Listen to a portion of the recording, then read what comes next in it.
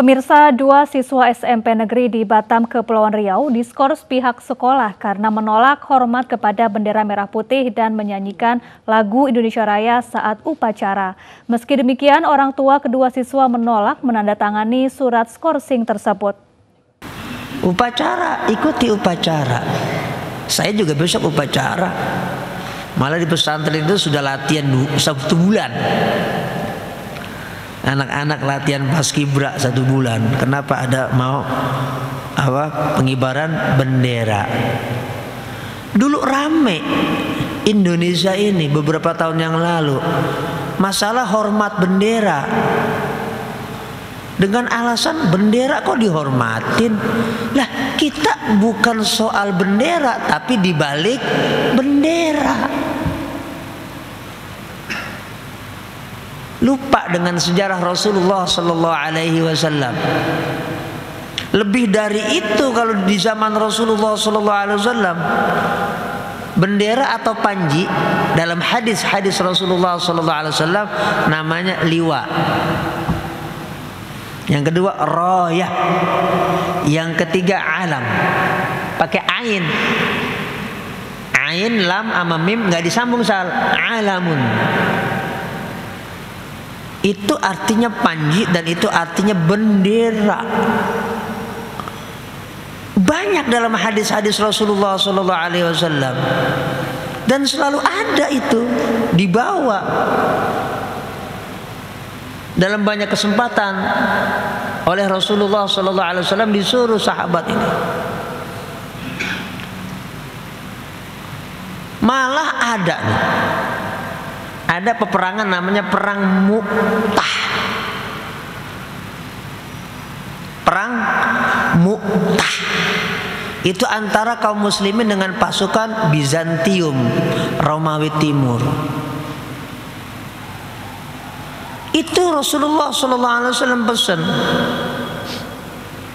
ini jangan sampai ini panji atau bentuknya bendera itu sampai jatuh. Pertahankan dengan darah.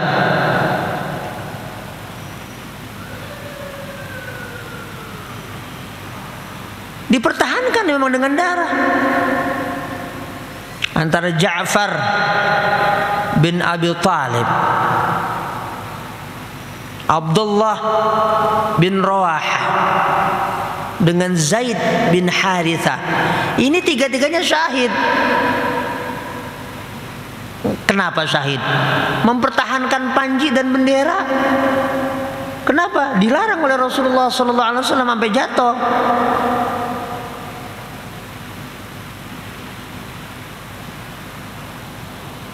Perangnya perang apa? Mu'tah. Coba jamaah antar lihat, baca. Kalau nggak punya kitab sejarah, itu ada profesor gadget tuh, tulis ketik perang Mu'tah. Zaman sekarang informasi terbuka. Itu yang namanya panji dan bendera itu dipertahankan, dan itu memang pesan Rasulullah Sallallahu Alaihi Wasallam.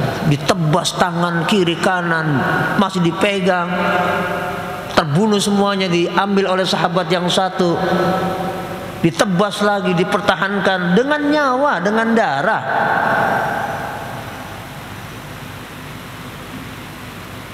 Ini sejarah dalam jihad di zaman Rasulullah Sallallahu Alaihi Wasallam. Bukan hormat, bukan sekedar hormat, lah nyawa. Apa Nabi ngajarin syirik? Kan nggak mungkin. Kita juga menjalankan syariat Rasulullah. Jadi bukan soal panji, bukan soal bendera. Tapi dibalik itu nih spirit perjuangan. Yang kita hormati itu spirit perjuangan. Lah kalau bendera mah paling juga berapa duit sih? 20.000, 50.000 Pak Jumidin. Tapi ini yang kita hormati itu hakikat dari dibalik bendera. Apa namanya? Spirit perjuangan seperti Rasulullah memerintahkan 3 sahabat ini mempertahankan bendera dan panji itu.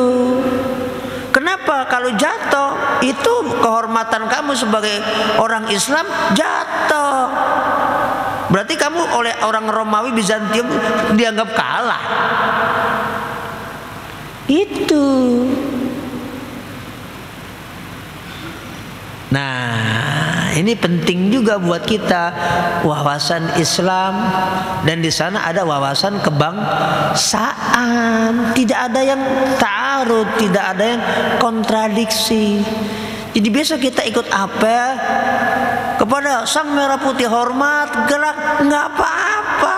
Dan kalau kita niatnya itu menghormati para syuhada, para pahlawan, hormatnya kita itu kepada Merah Putih dikasih nilai oleh Allah Subhanahu wa taala, dikasih rahmat, dikasih pahala. Kenapa? Oh, niat kita menghormati perjuangan Kiai Nur Ali kok.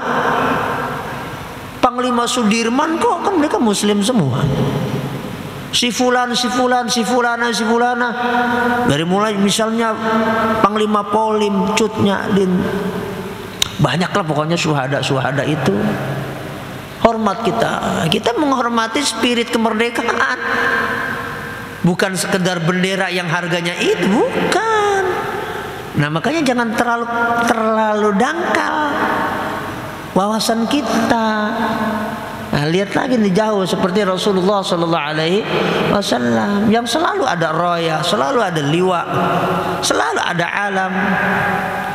Di banyak peristiwa sejarah Rasulullah dan para sahabat Rasulullah Sallallahu Alaihi Wasallam. Lah, ini bagian yang penting buat kita.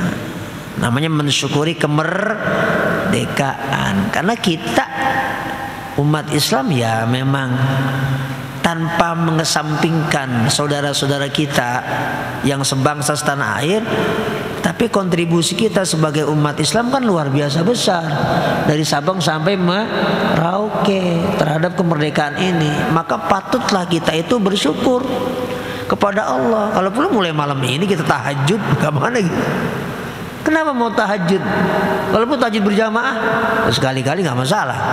Di mana? Masjid An-Nahl, Imam Gusmus, sana Pak Haji Jamin imam, apa-apa, atau di Masjid Agung Al-Barkah. Nah, bersyukur kepada Allah gitu. Kalau tahun depan mah diadain nih di sini nih Bang Jaco. Saya dari bertahun-tahun di kampung saya ini kadang lagi ada acara zikir di kampung saya, udah biasa.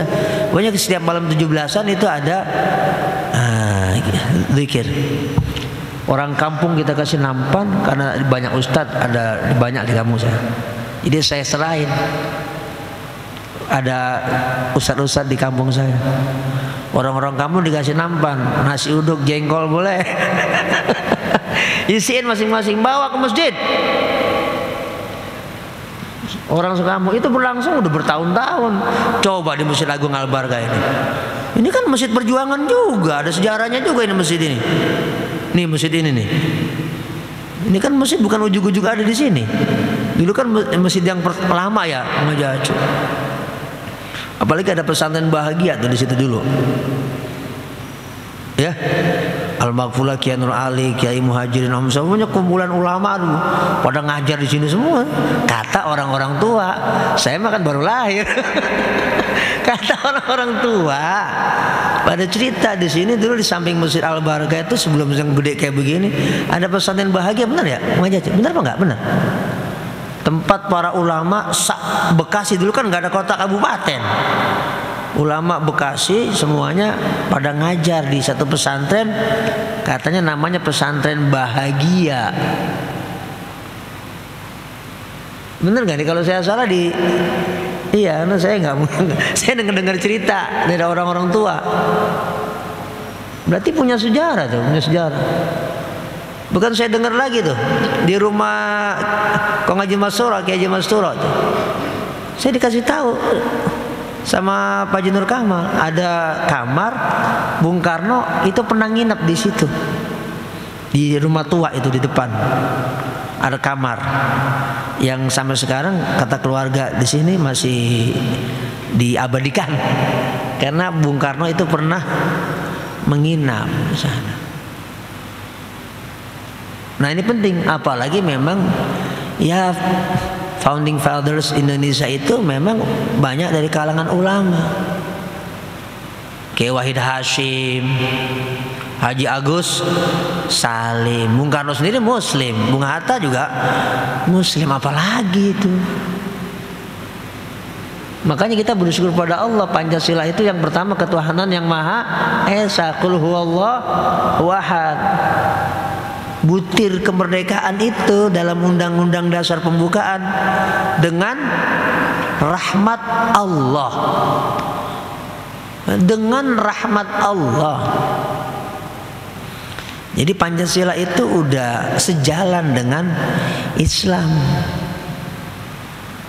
Ini bukan ngomong titipan, saya ngomong titipan dari siapa? Saya PNS juga bukan. Orang partai juga bukan. Nggak ada yang nitip sama saya. Nggak ada titipan pejabat atau militer, TNI pun nggak ada. Ini dari hati saya sendiri. Pancasila itu sudah sesuai dengan ajaran Islam, dengan syariat Islam. Sila pertama udah ketuhanan yang Maha Esa. Apa sih yang apa coba? 1, 2, 3, 4, 5. Pertentangannya di mana? Kan nggak ada.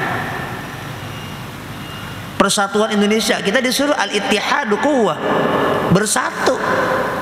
Itu kan bagian dari Islam. Nah, jadi melalui kemerdekaan ini kita ingin merenungkan, tinggal kita ini umat Islam, ya kita mengisi kemerdekaan. Tentu yang paling utama ya ibadah kepada Allah Subhanahu wa taala. Kita isi itu dengan ibadah. Karena orang Islam isi dengan ibadah. Istiqomah melaksanakan segala kebaikan. Itu yang pertama, terutama kita ngisi kemerdekaan. Sholat 5 waktu itu ngisi kemerdekaan, berjamaah, ngaji, mendidik anak-anak kita, orang-orang saleh, orang-orang baik. Lagu Indonesia Raya juga bangunlah jiwanya dulu kok, baru bangunlah badannya. Bangunlah jiwanya, baru bangunlah badannya untuk Indonesia Raya. Bukan badan dulu, tapi jiwanya, hatinya, nuraninya, karakternya. Baru kemudian pembangunan yang sifatnya fisik. Syukur-syukur sih cakepnya ya bareng. Antara pembangunan mental, fisik, spiritual dengan pembangunan yang sifatnya material. Syukur-syukur sih ya itu sejalan seiring. Namun tentu yang fundamental, yang paling pokok, yang paling utama itu pembangunan spiritual. Karena kalau itu udah baik, yang lain ngikut juga jadi baik. Seperti piagam itu Madinah yang dibuat oleh Rasulullah Sallallahu Alaihi Wasallam. Nah, ini kita mengingatkan kita semua.